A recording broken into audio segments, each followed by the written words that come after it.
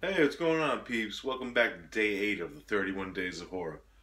Derek here again, bringing you something different.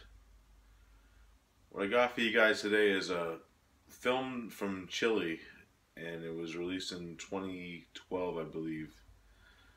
But it was put out in physical media in the States in 2013 by Artsploitation Films, which is a company that I highly enjoy and seen a few of their titles before.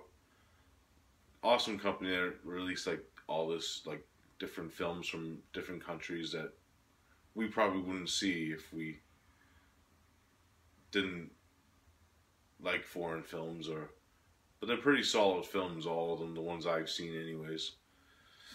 So what I got for you today is a Chilean film, and it's from who directed it?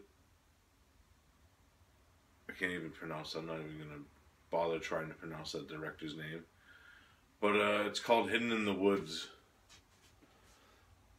When I found out about this film, going into it, it's actually based on true events. Actually, the director read an article in the newspaper, and he's like, "Wow, that would make a great movie and stuff." So he actually made a film based on that newspaper article that he read,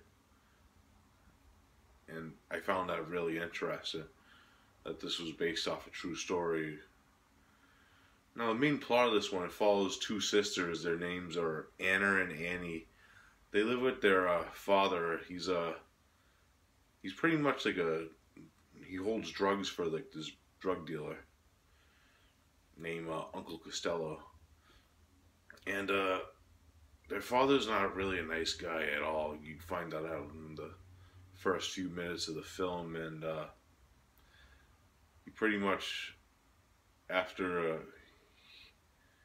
he has their way with them. There's a lot of incestual like relationships between the father and the daughters, and it actually spawns Manuel, who is one of the daughter's son, but it's also their brother.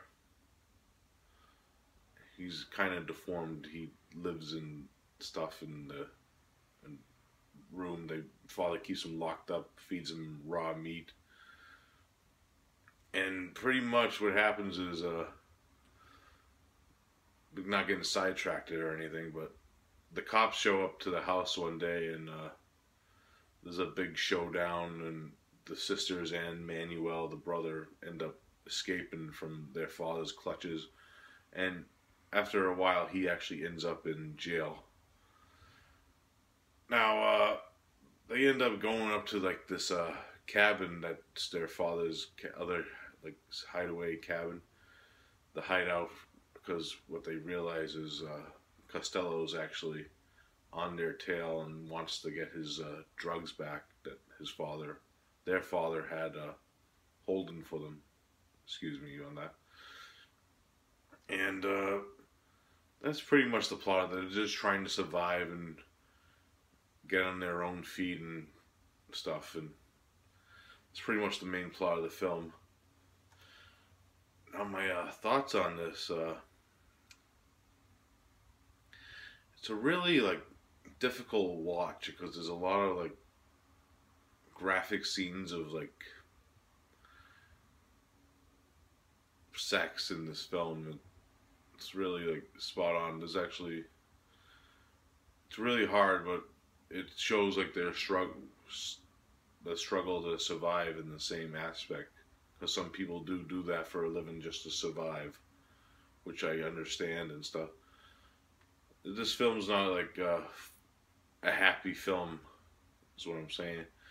There's a lot of like characters that come into the daughter's lives, that the sisters' lives, that you could say like some are pleasant, but some of them are like real like sleazy, scumbaggy like type characters. There's also like one thing that I enjoyed about the film is like there's a lot of plot twists that you don't see coming until they do, and it really does like boost like the story, and you do really care about what happens to these sisters, and their interaction with each other and Manuel is genuine because they are a family and they just want to survive and continue their family and be happy, which is really genuine. The acting's great in this because even like I said, this characters that were like kind of scumbaggy, they play those roles really well, especially the father. He has like a fierce look to him. The actor who played, I believe the father's name is Philippe in the film. And Costello's another great like actor in this, and great presence. Like his performance is sort of funny in a way in some scenes. Like there's another thing that I kind of like gripe with this film. It does have like they try to push a little comedy into the film when it's a really like extreme film like this, which I don't mind, but it kind of takes you out of it, like the struggle with the other characters when they add these scenes of comedy. But there was one scene where I did laugh. I wasn't laughing because it was genuinely funny, but it was like a breath of like a moment to clear your head with all the hard stuff that's going on in this film also, because there is a lot of hard imagery that goes along with it. But I highly enjoyed it, and I was enthralled to the end. I wanted to see what would happen to the two girls and if they would survive and stuff. The ending can be taken as two ways. I think it's kind of like not to be a spoiler, but it's an ending that I've seen in other films. It's kind of like an ambiguous ending. But it was really well done, and I didn't see it coming either. And I highly enjoyed this film. It was beautifully shot. The cinematography was amazing. The score was awesome, in my opinion. It was this amazing like score with like it had like a few piano like stuff in it, and it had some hardcore moments in it too, with like the tense scenes, especially the one in the beginning. I'm not gonna tell you what happens, but it's really tense, and there's a lot of like there's a lot of good gore effects in this film too.